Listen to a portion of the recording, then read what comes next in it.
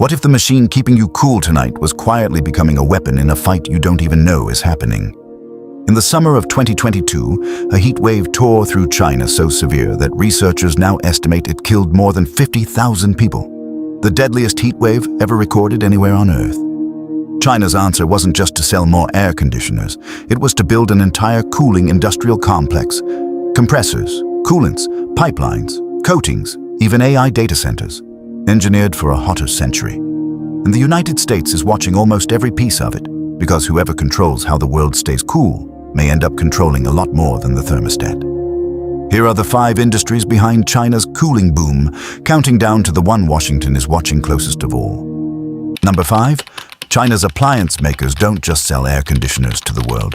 They've quietly bought the machine that makes them. Start with the box on your wall. Midea and Gree together now produce an estimated 70 to 75% of the world's air conditioner compressors, the single most expensive part inside any unit. And Chinese suppliers such as Sanhua dominate the valves and heat exchangers that go around them.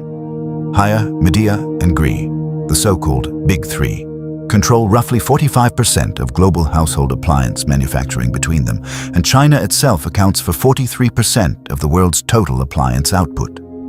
This isn't a story about cheap knockoffs. Either, Haier owns GE appliances outright, meaning GE-branded air conditioners sold across the United States are built by a Chinese company. Midea co-develops HVAC technology directly with Carrier, one of America's own founding air conditioning brands. And in 2026, Chinese manufacturers reported air conditioner sales in Europe surging so fast they couldn't restock shelves fast enough. Haier's European sales alone jumped 30% in a single year, while Gree's sales in France climbed 50%. Every time regulators in Europe or America tighten energy efficiency rules to lock out cheaper competitors, the same pattern repeats. Smaller rivals get squeezed out, and Gree, Midea, and Haier, the companies with the scale to meet the new standard fastest, end up capturing even more of the market. The compressor in your air conditioner, in other words, likely started life in Guangdong, regardless of what logo is on the front panel, and the competition inside China is only getting more brutal. Goldman Sachs now projects that Xiaomi, the smartphone maker turned appliance disruptor, will grab roughly 10% of China's domestic air conditioning market by undercutting the industry's average price by about 7%. A move analysts expect to force a 6% industry-wide profit decline as Gree, Midea, and every smaller competitor scramble to respond. Whichever company wins that internal price, or doesn't just win China, it walks away with the cost advantage and manufacturing scale to outprice everyone else on Earth. Which is exactly what happened the last time a Chinese appliance maker got cheap enough to flood a foreign market. Okay, so China basically owns the appliance aisle now. The box on your wall, the logo doesn't even matter, but stick with me, because that's just the small stuff. The next industry on this list isn't about cooling one room, it's about an entire continent quietly losing the ability to heat and cool itself without asking Beijing first, and it's already happening right now in Europe. Number 4 is where this stops being a shopping story and turns into a survival story. Number 4, China now builds nearly a third of the world's heat pumps.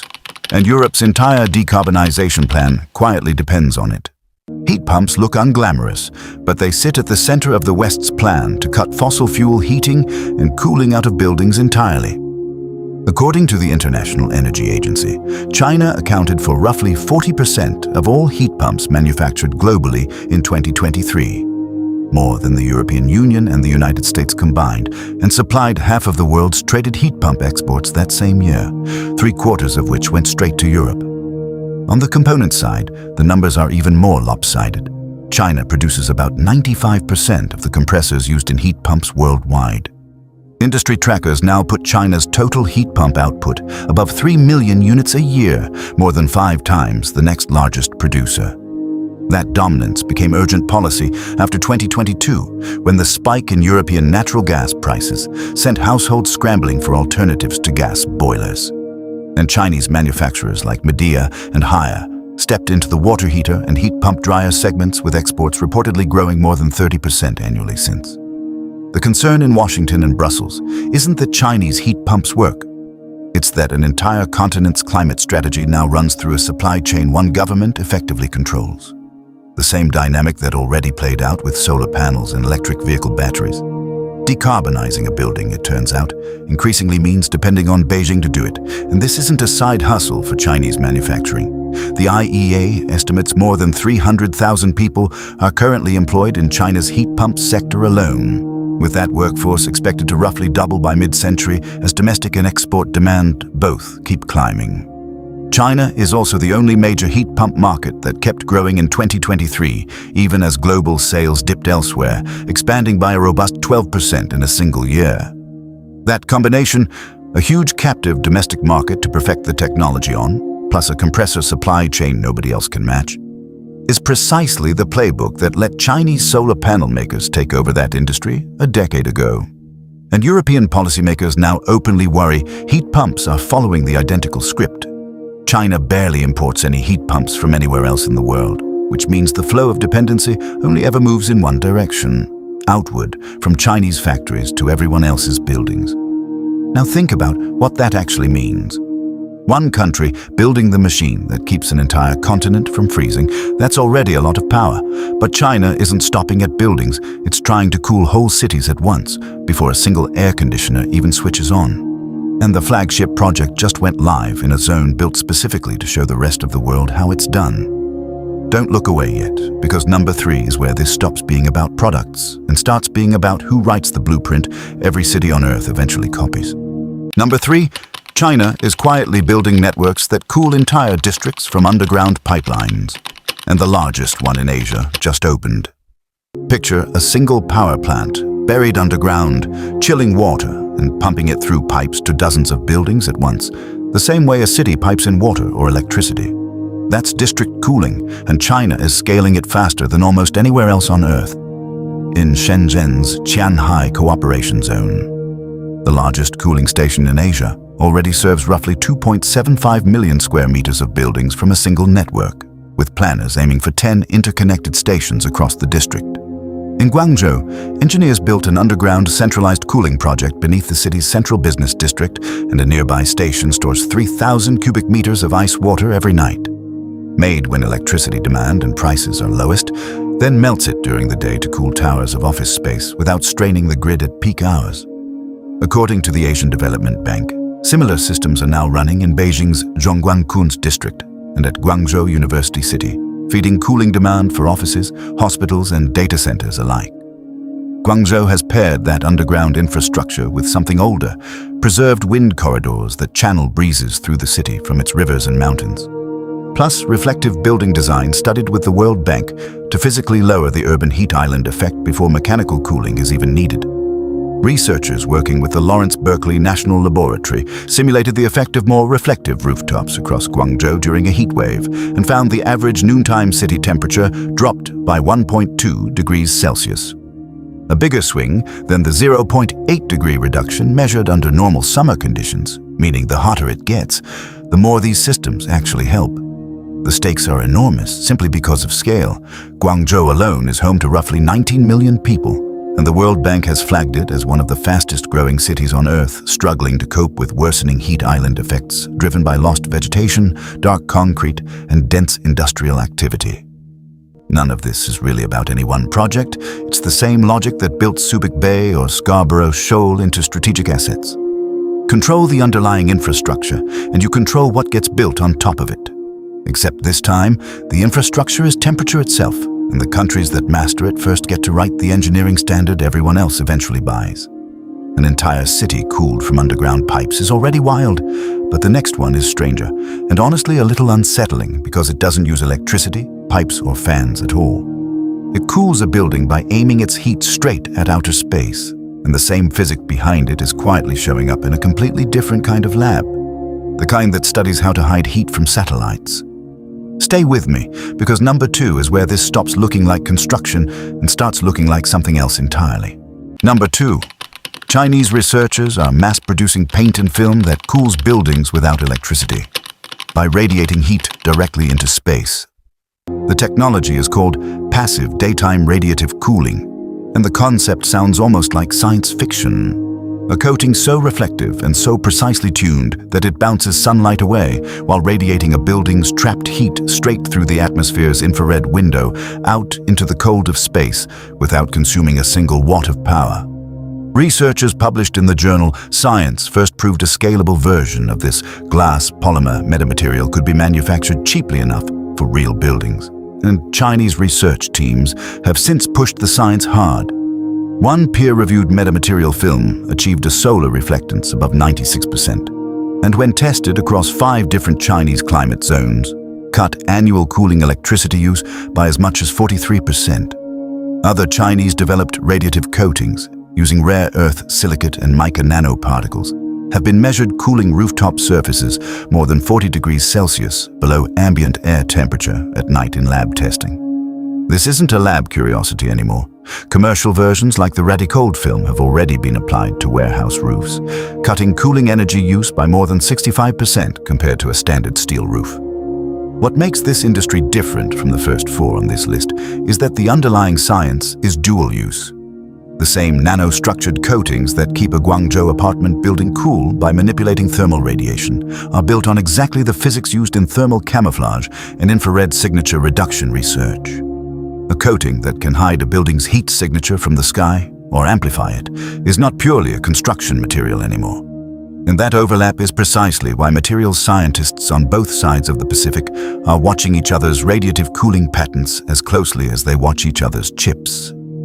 Field tests on these coatings have already recorded roof surface temperatures cut by up to 40% compared to standard aluminum roofing. And when applied across 10 selected Chinese cities, super-cool roof coatings reduced building cooling energy consumption by an average of 43 to 98 kilowatt-hours per square meter, savings that scale directly with carbon emissions avoided. What started as a physics paper about radiating heat into the void of space has, in less than a decade, become a manufacturable product line, and China's research output on the topic is now arguably the densest in the world. Everything so far has been about surviving the heat that's already here. This last one is different, because it's not about surviving heat, it's about a machine hot enough to make every air conditioner and rooftop coating on this list look almost quaint by comparison. Right now, the single hottest, most concentrated source of heat on the planet isn't a city in a heat wave. It's one server rack running artificial intelligence, and whoever figures out how to keep that rack from melting itself might end up deciding who wins the most important technology race of the century. This is number 1. Don't stop now. Number 1. China can't buy America's best AI chips, so it's racing to dominate the cooling systems those chips need to survive. Here's the twist nobody saw coming. The most advanced AI processors on Earth now run so hot that air alone can no longer cool them. NVIDIA's newest Blackwell-class chips exceed 1,000 watts each, and when dozens are packed into a single rack. Only liquid cooling, piped directly to the chip or fully immersing it, can keep the hardware from cooking itself. American infrastructure firms like Vertiv, an Ohio-based company reporting roughly $13.5 billion in annual sales and a close partner of NVIDIA, are already racing to build the liquid cooling systems Western AI campuses need. And Chinese suppliers are understood to be building parallel domestic supply chains for exactly the same purpose, just without access to the same American components. The United States has spent years restricting China's access to those very chips through export controls, and by most accounts, those restrictions are working. But according to industry reporting, Chinese firms have responded by attacking the problem from a different angle entirely. If you can't build the world's best chip, dominate everything the chip depends on to function. Chinese manufacturers are now racing to scale direct-to-chip and immersion liquid cooling systems for domestic AI data centers in a market where, unlike advanced semiconductors, there are no comparable American trade barriers stopping them from selling that cooling technology to the rest of the world. Washington has taken the counter-move seriously enough to legislate around it. The U.S. House of Representatives has passed the Remote Access Security Act specifically to stop Chinese firms from renting access to restricted American chips through offshore data centers. And lawmakers are separately weighing the GAIN AI Act, which would force chip makers to offer American buyers first right of refusal before any advanced AI chip can be exported at all. The reasoning inside that legislation is blunt. Cooling infrastructure, power systems, and data center design are now treated as strategically adjacent to the chips themselves. Because whoever builds the AI infrastructure fastest, chip or no chip, shapes who trains the next generation of frontier AI models first. China's engineers, meanwhile, aren't just cooling racks with liquid. Reports indicate the country recently switched on what it calls the world's first offshore wind-powered underwater data center, submerging server racks in the ocean itself and letting the surrounding seawater absorb the heat directly, skipping mechanical cooling almost entirely. A heat sink, in other words, has become a national security asset, and the country that figures out how to cool a chip fast enough may end up shaping the AI race as much as the country that designed the chip in the first place. So, what does all of this actually add up to? Go back to that question at the start. What if the machine keeping you cool tonight was quietly becoming a weapon in a fight you don't even know is happening? It already is. The compressor humming in your air conditioner, the heat pump keeping a European household warm through winter, the buried pipes cooling a Chinese financial district, the coating on a warehouse roof bouncing heat into space, the liquid running through an AI server rack. All five are pieces of the same race, and China now holds a commanding position in nearly every one of them. None of these five industries developed in isolation either. The same compressor scale that let Gree and Midea take over the appliance aisle is what's now letting Chinese heat pump makers undercut Europe. The same district cooling networks built to handle a 19 million person city are the ones now being adapted to cool data centers. The same radiative coatings developed to save a warehouse on electricity are built from the identical thermal physics now being studied for infrared camouflage. And the same liquid cooling racing to keep an AI chip alive is the technology a submerged, wind-powered data center is now using to skip mechanical cooling altogether. That's not an accident of climate. It's the result of a government treating heat itself as infrastructure worth dominating, the same way it once treated shipping, steel, and solar. The United States isn't watching because Chinese air conditioners are dangerous. It's watching because in a warming world, the country that controls how the planet stays cool quietly controls a piece of everyone else's future too. From the electricity grid to the climate treaty table to whichever server rack trains the next great leap in artificial intelligence. Drop a comment. Tell me which of these five industries surprised you the most. The compressor in your own air conditioner or the AI server rack that might end up needing the exact same cooling technology. Because staying cool was never just about comfort. It's quietly become one of the defining industries of the next 50 years.